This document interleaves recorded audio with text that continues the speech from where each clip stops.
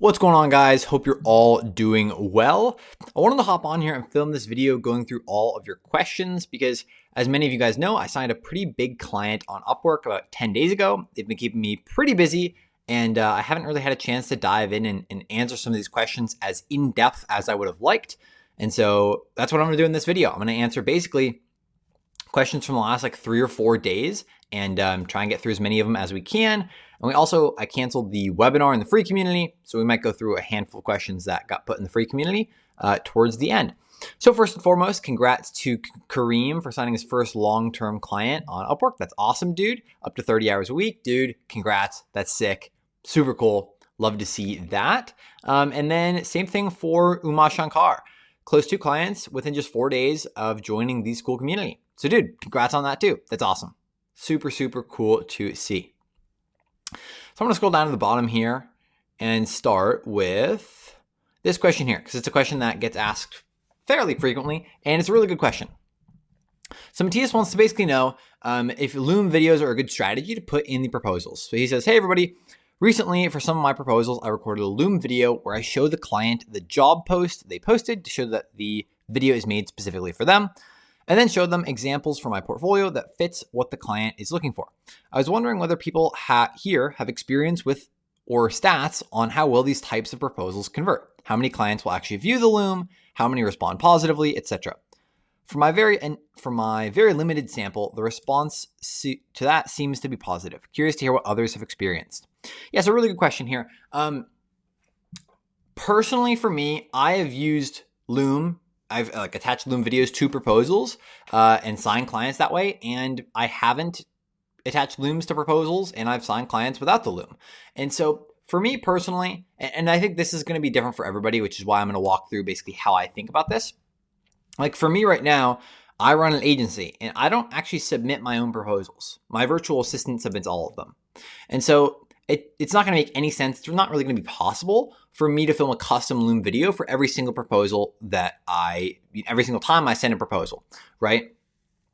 Now, the one thing I will say is like, if you're going to film a Loom video, I would probably do more than what you're currently doing, right? You said you're currently just basically showing them their own job post and then showing them examples of your work that fits what the client's looking for.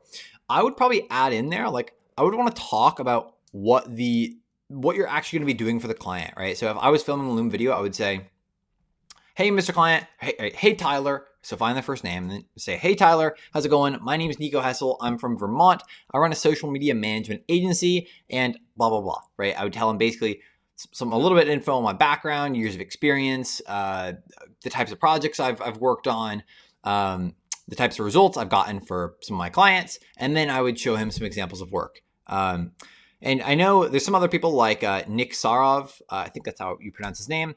He teaches this strategy, Loom videos and proposals, so it definitely works. I think the strategy he teaches is he has people start actually doing the client's project. Obviously, that's not feasible for a lot of projects, a lot of proposals, right? A lot of job types, but that's how he does it. And so honestly, I think there's not a right or wrong answer here. I think it's just depending on like where you're at. If you're a freelancer, if you're an agency, if you're submitting your proposal to yourself, if you have a virtual assistant doing it, right? All of these different things.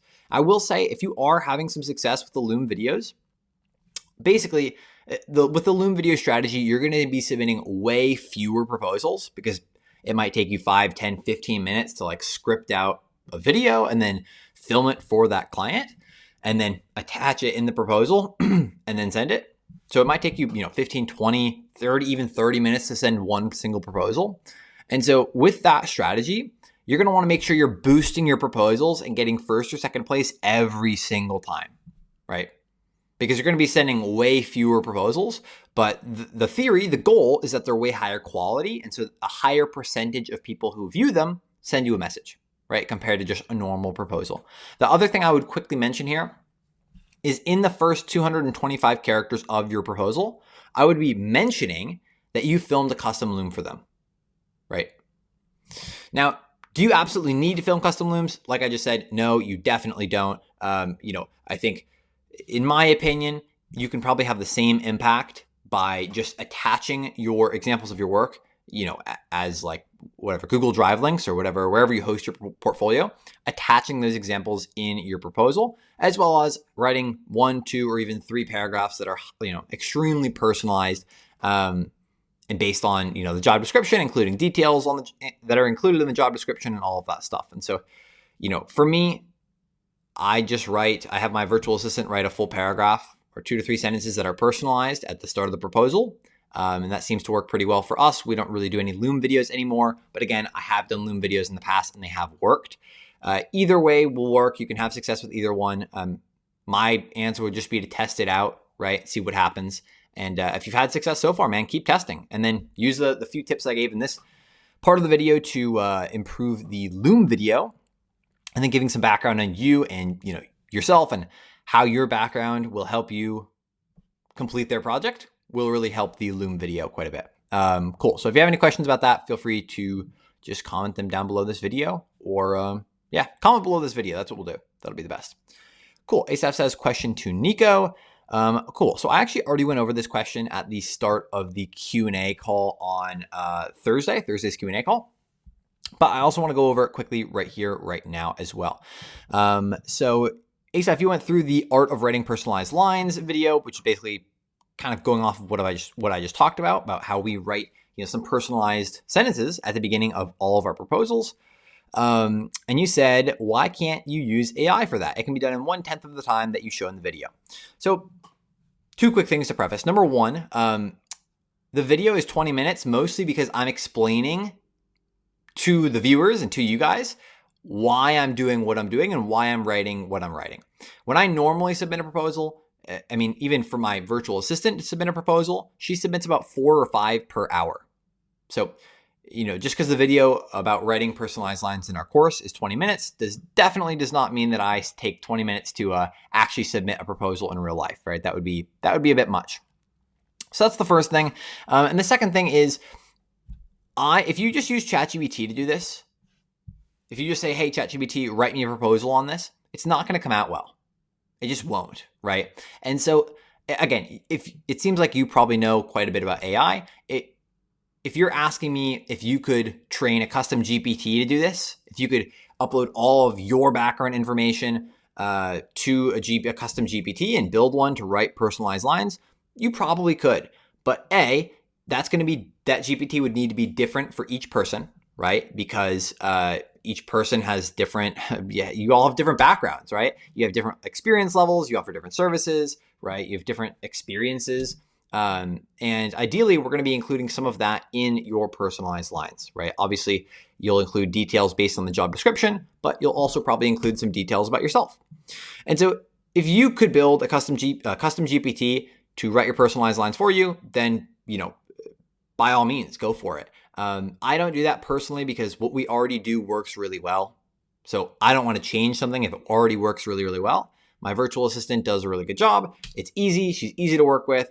And we get really good results. And, I don't really have any reason for me personally to change that.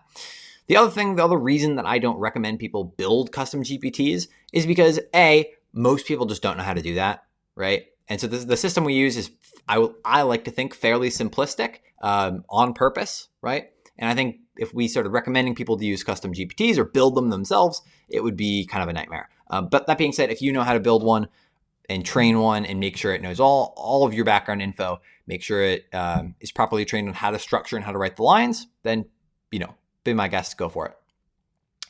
Rodrigo says, what I did when Nico told me and sold $4,000 in 6 days. Dude, congrats. That's awesome. Awesome.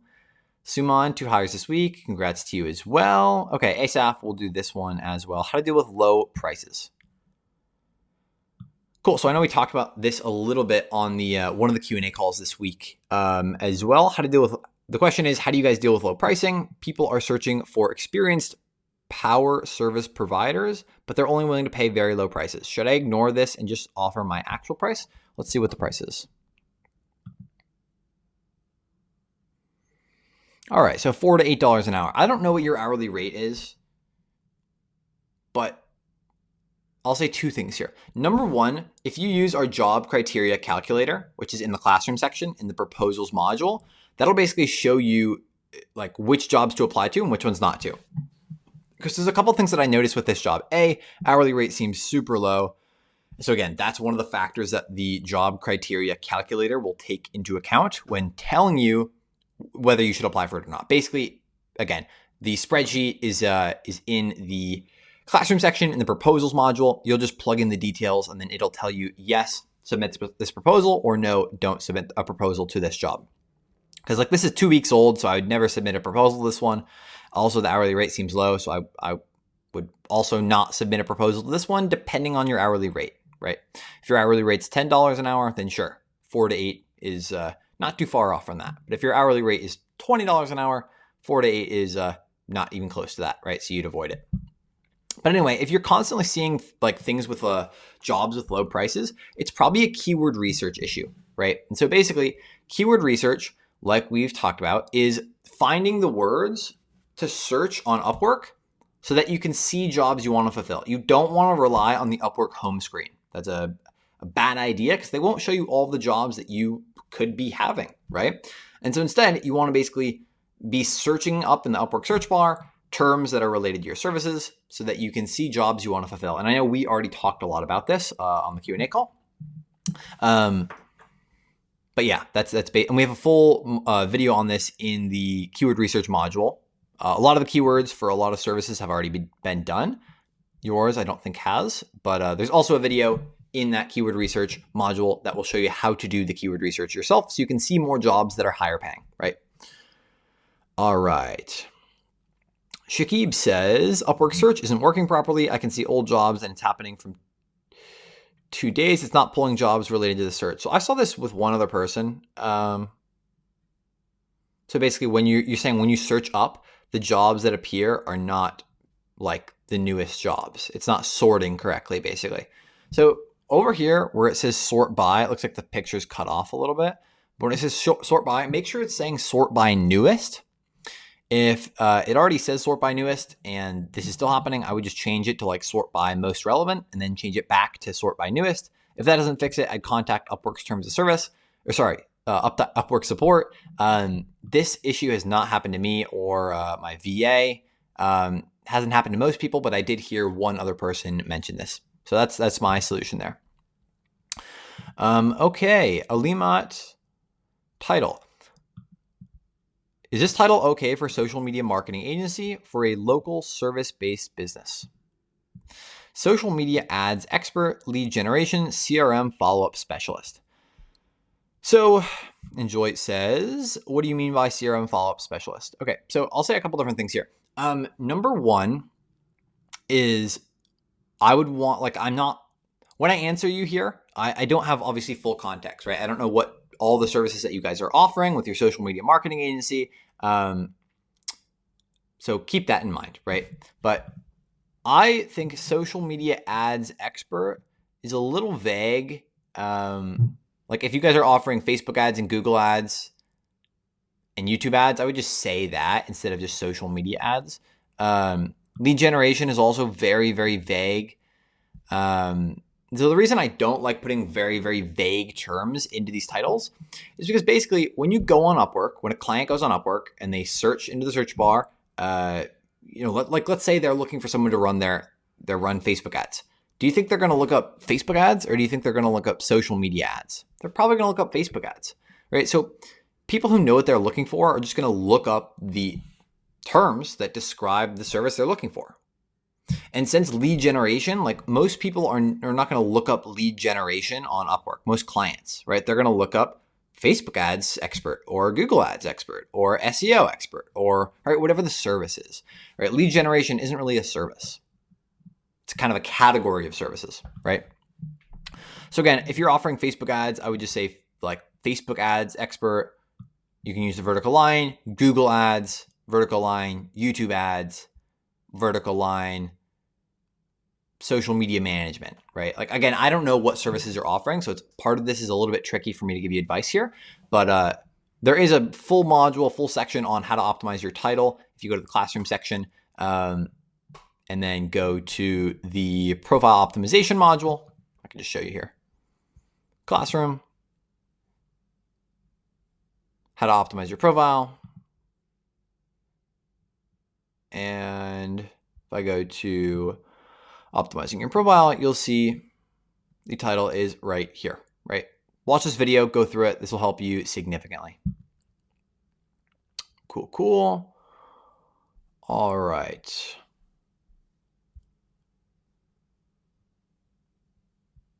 Suman says, proposals, invites, interviews. Whoops. I might be getting it wrong. Can somebody clarify? If the job post shows proposals 5 to 10, interviewing 2, invites sent 3, invites sent 5, unanswered 3. Does this mean that the client didn't interact with any proposals that actually bidded, which is 5 to 10 for the job, and interviewed with 2 that he offered an invitation? Because he sent 5 invites to freelancers and only 2 responded to his invites. So I guess that 5 to 10 people who actually openly bidded waste their connects, and it's not wise to bid on it. Okay, so a couple different things here. So first off, if it doesn't say he's hired anyone, that means he hasn't hired anyone yet.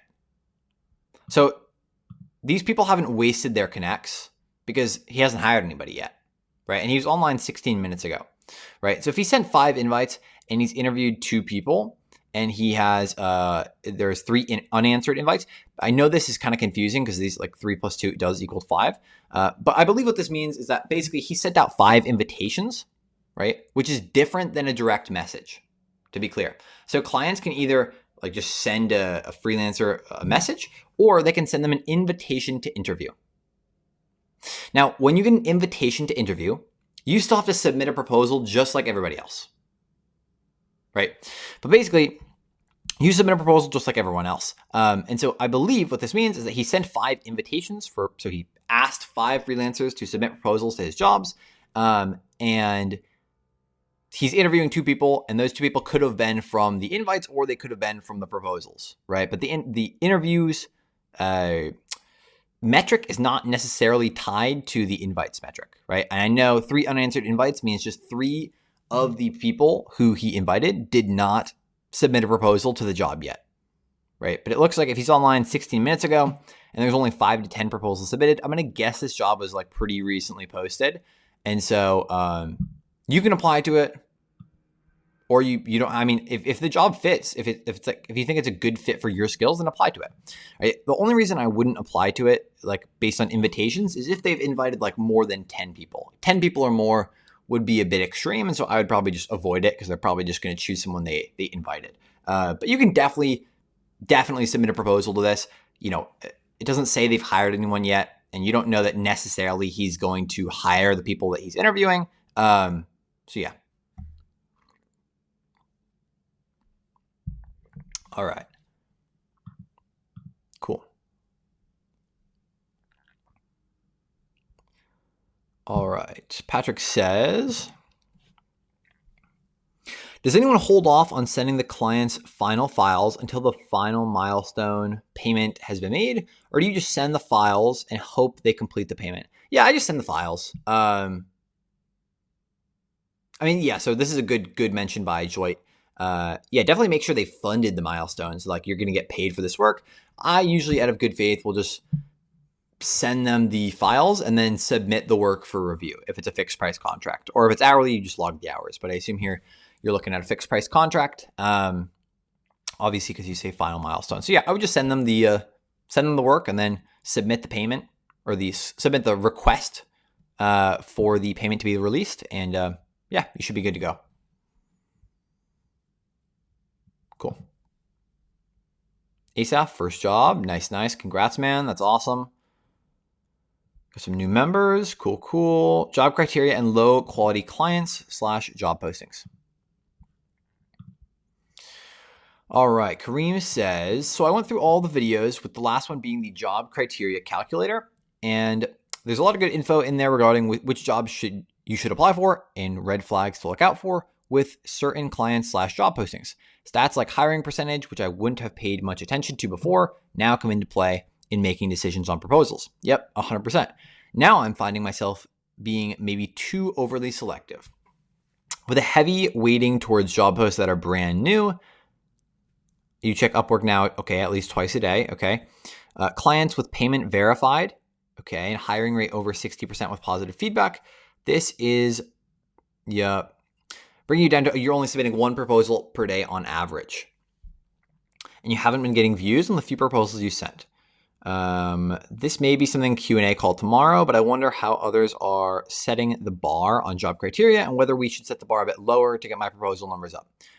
Was just about ready to apply to this job attached below and saw that I couldn't. Client has been suspended, so I won't lower the bar this low. Yep.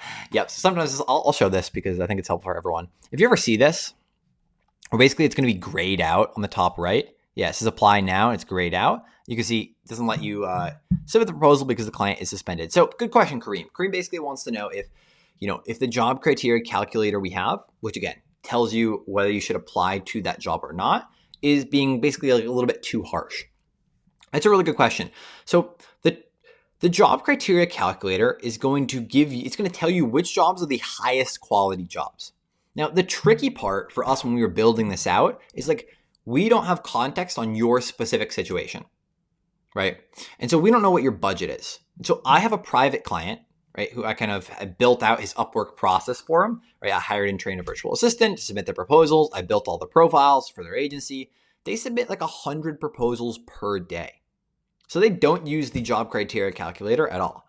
Now, the reason they submit so many proposals is because A, they have 3 or 4 now freelancer profiles within their agency account. So they offer so many services that they actually can, right? But B, because their customer LTV is $20,000, meaning they can spend $20,000, they can spend $19,999 to acquire a customer and still be profitable. Now, obviously, that's far from ideal, and they never do that. But just for example's sake, right? And so it doesn't really matter for them if they submit, proposals to some jobs that are not qualified, as long as some of the jobs that they're submitting proposals to, right? Like, so imagine 2 scenarios. Scenario 1 is they use the job criteria calculator. All the jobs they apply for are perfect, right? So let's say maybe they submit 50 per day that are to the perfect jobs. Scenario number 2 is they submit 100 proposals per day. The same 50 that they were submitting in scenario 1 plus 50 more. So those are the 2 scenarios. In scenario A, they're probably going to get, maybe let's say 10 messages a day. In scenario B, they're going to get the same 10 messages per day that they were getting from scenario 1, because some of the jobs are the same, right? Remember? And then they also might get 1 or 2 extra messages, right? Because again, some of the jobs that they submitted proposals to that the job criteria calculator would tell them not to, some of those jobs will still send them a message. Now, the percentage of jobs, I hope this is not getting confusing. Maybe I should draw this out for you guys. If this is confusing, just drop a comment below. I can make a full video on this. But basically, less of the jobs they apply to when they don't, less of the jobs they apply to when the calculator says not to apply to them, less of those jobs will send them a message. Right? So if they send, like in the same example, they send 50 proposals when the job criteria calculator says, yes, apply to it, they might get 10 messages from those 50 proposals.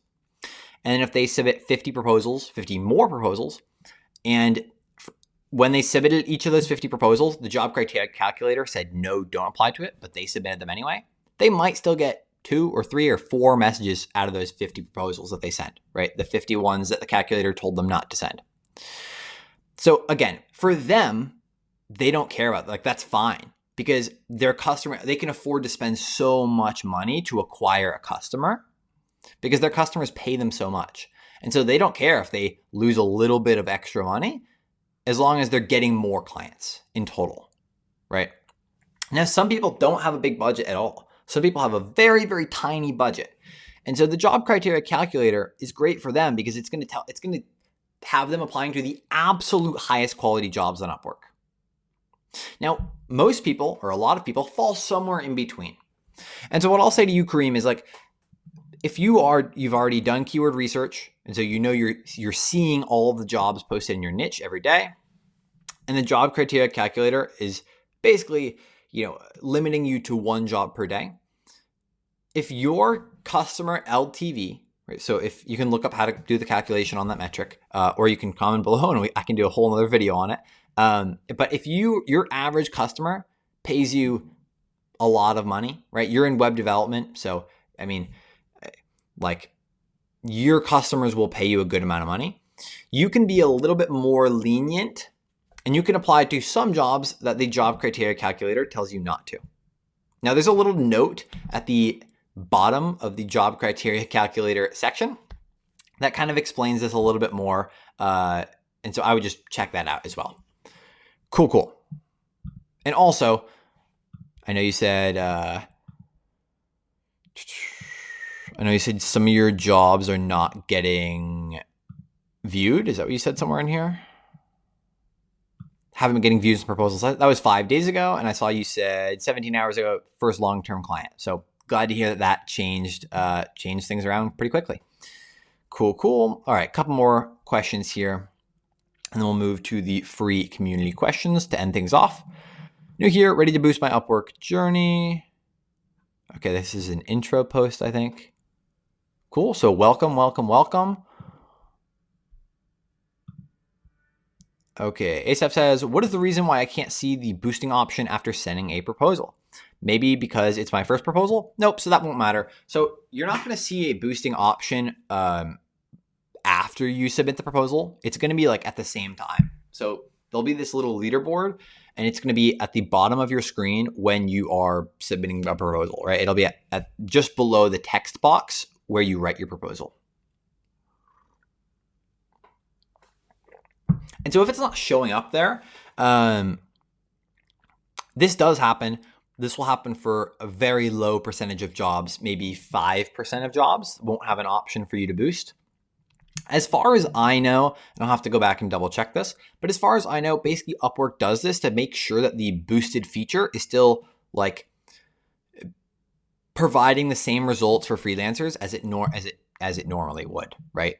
So it's like some sort of placebo, I forget what they call this, placebo boosting test or something like that. I'll have to confirm this for you, and but that, I believe that's what it is. And don't worry about this too much because this will happen for like maybe 5 or 10% of jobs. It won't happen often. Okay, I think that's just about it. I missed one. Patrick. Okay, let's do it. Last question here. Let me try to explain. Upwork charges the client a marketplace fee for every milestone payment. So wouldn't a client like to see less milestones to save those fees? Or is that fee just divided up by the number of milestones that are created? This is a really good question. All right, so Patrick, really good question here. I know I just cut off in the other video, but really good question. And the answer is basically, I'll show you this in my client account in a second here. The answer is basically that it doesn't matter at all. It should be equal. And so the fee, the marketplace fee, is a percentage that ranges from it ranges up to about 8%, I believe is the max. And it gets calculated on a per milestone basis, right? And so I just went through and I tried this out to confirm this for you. I'm in my client account right now, funding a new contract, or tentatively funding a new contract for my graphic designer. You can see I funded I'm about to fund a contract that's worth $2,000. Marketplace fee is $100. I also tried this with a $200 milestone, and the marketplace fee was $10, which makes sense, right? And then I tried this with a $20 contract, and the marketplace fee was $1, right? Which all mathematically makes sense. And so whether the client had 10 milestones that were 10 individual milestones that were each $200, or one milestone that was $2,000, they're gonna pay the same in marketplace fees. It's gonna ladder up to be the same, right? Now I will mention this one quick thing is that there is a contract initiation fee. You're not seeing it right now because I already have a contract with this guy. But if they were to fund a contract, end the contract, leave you a good review, and then start a new contract, they would pay more because they'd have to keep paying the contract initiation fee, right? That is not what you're asking though. What you are asking about is whether or not more milestones or less milestones are going to matter for the client. The answer is no, it does not matter at all. Cool. All right, so Umair says, what are the basic guidelines for Upwork interviews? Well, my conversion from proposal to views is 50%. Nice, man. And interviews is almost 20%. But unfortunately, unable to finalize any hire yet. Can someone help me?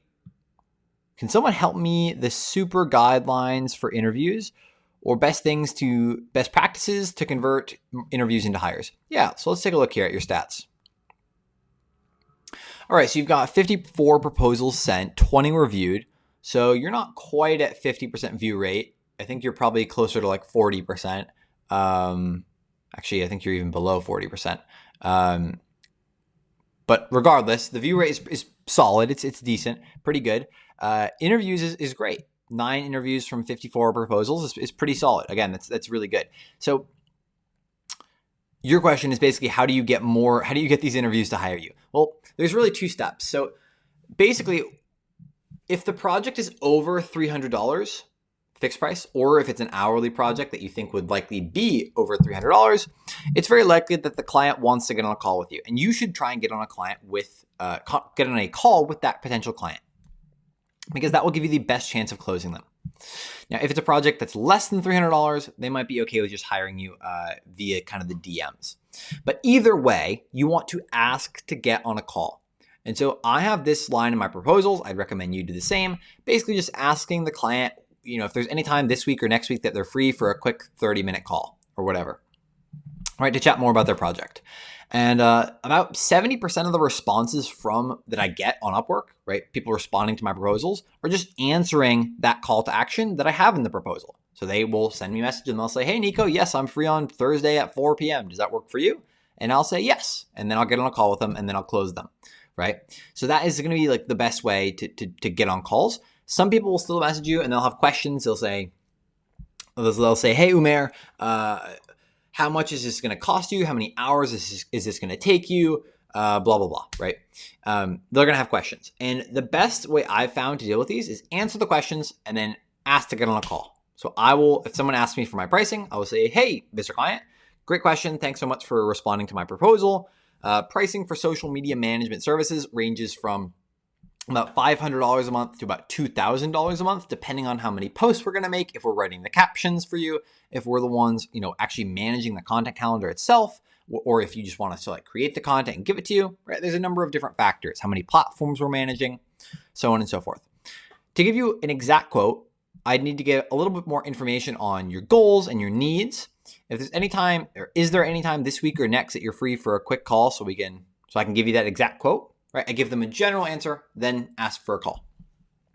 And then on the call, you just want to, if you've taken sales calls before, then you can kind of take the lead on these. If you haven't, then just sit back, let them interview you, come prepared, right? You'd be shocked about how much better you can actually look than most people if you just spend 10 minutes learning about the company before you hop on the call. So that's my feedback for interviews and sales calls. All right, Elisa's top rated plus badge. Hello, members. I just got the top rated plus badge and I have above a 95% JSS. Nice, congrats. How can I stand out with this and get more client wins with this? We're sending proposals heavily before the badge wasn't getting response. Will it help us get better responses? So you're probably going to see a slight bump. If you went from top rated to top rated plus, you'll probably see a slight bump in conversion rate. But if you weren't getting if you were getting very few responses when you had the top rated badge, the top rated plus badge isn't just going to magically fix that. There's probably an issue with your proposals or the way you're submitting them. So that's what I would say. You'll probably see a slight bump, you might get 5% more responses or something like that. Not in absolute value, right? In just normal 5%. So if you're getting I'll just leave it at that, right? Cool. You can't really use the top rated plus badge to get yourself more clients. Unfortunately, there's just going to be another issue that you're dealing with in your proposals, in your profile, or the way you're submitting proposals. Cool. Delilah says, Upwork returnee after 3 years of not being active on Upwork. I'm an Upwork returnee after 3 years.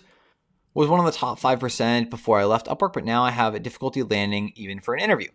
I've been trying for a week now, and I still just landed one fixed price project. I used to receive 5 to 10 invites before I left Upwork. Yeah, basically, you're not going to get invites for a little while. If you go like a month or 2 months or 3 months, especially 3 years without submitting any proposals, Upwork is going to stop recommending you to their clients. And so if you were getting 10 to 15 invitations per week before you left, you will not get that. You probably won't get any invitations for a little while, just because you haven't been on Upwork for so long. And they basically just stop recommending you for clients. I mean, you can definitely build back up to this for sure. But for now, at least for the next week or two, I wouldn't expect to get any invites. And then after a couple weeks, if you get a couple more projects, you might slowly kind of start to get some more invites.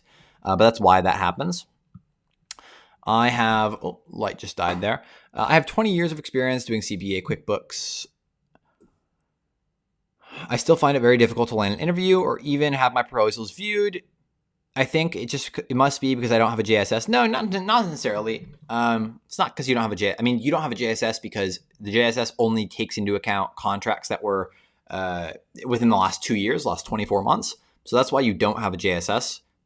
I wouldn't say it's because you don't have a JSS. It's probably because you're either not boosting enough, you're not submitting your proposals correctly, or there's an issue with the actual proposal itself if you're not getting any views. Could be your profile picture as well on Upwork. Tough for me to say if I don't have any context here, but those are a couple things. Same thing, I would recommend just going through the YouTube videos I have on this stuff. And I would start there. Cool.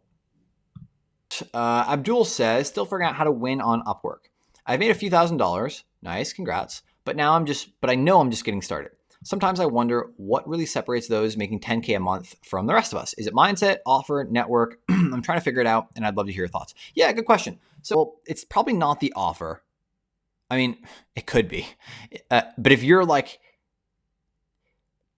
in most cases, people on Upwork making $10,000 a month, they don't have an offer. Sometimes they do, but a lot of times they're just getting on what I would do and what I do still is I get on the call and I listen to what the client is saying, what they need, and then I basically do a custom plan for them. I mean, you're going to find a lot of pretty much every client on Upwork is going to want something slightly different, right? In terms of deliverables. And so the best way I've found to do it is just basically customize the pricing and the plan for them, which makes I don't really have a core offer that I sell on Upwork. I know some companies do it that way, some agencies, and they have a lot of success with it, but that's just not the way I've done things. It's not going to be the network. That's not really going to make any sense. I mean, it could be a mindset issue, but mostly the first thing I would ask is, A, are you making money from the proposals you're sending? Right? So you need to know how much money it costs you to get a client, and you need to know how much that client pays you on average, right? So that's LTV, lifetime value, how much your average client pays you in total, right, over the lifetime that they are a customer with you. And CAC, C-A-C, the cost to acquire a customer. You need to know these two numbers and the ratio. Because if you know that, for me, for example, every dollar we spend sending proposals, and that counts the money that I pay my virtual assistant, that counts the money that we spend on Connects to actually submit proposals, all costs included, right? If we spend $1 submitting proposals, we make 13 back. We get 13 to 1 LTV to CAC ratio, which is pretty good. You can get even better. There's a couple members of my community who have about 20 to 1 LTV to CAC, which is even better. But basically, once you define these numbers and you know you're making, you have to be in the positive here, but you should be at least 3 to 1. But really on Upwork, I mean, you should be at least 8, 9, 10 to 1. I mean, really. But once you define those numbers and you know that you are making more money, all it comes down to is sending more proposals and sending better proposals and doing as much of that as you possibly can until you can no longer take on any clients, which is for you, it seems like are you an agency? Maybe not. It seems like you're a freelancer, maybe. Yeah, so if you're a freelancer, basically you get to the point where you're so unbelievably busy with your clients that you can't really submit any proposals because you don't have enough time in the day. And at that point, you can either decide on whether you want to raise your prices to keep making more money or whether you want to transition to be an agency to make more money or do both, right? Now, at what point will you hit the point where you are totally 100% busy with clients, that's going to be different for everybody. Some people hit that at 5,000 a month. Some people hit it at 8,000, 9,000 a month.